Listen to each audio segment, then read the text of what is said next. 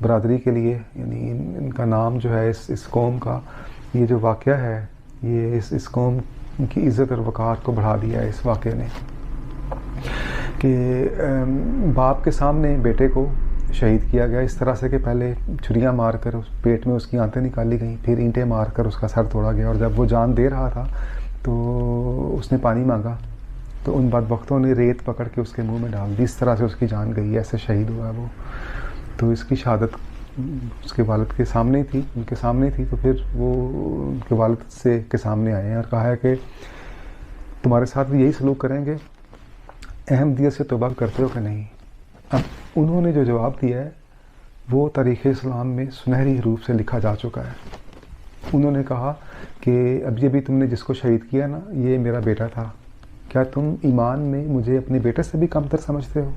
چنانچہ ان بدبختوں نے ان کو بھی ویسے ہی شہید کیا ہے۔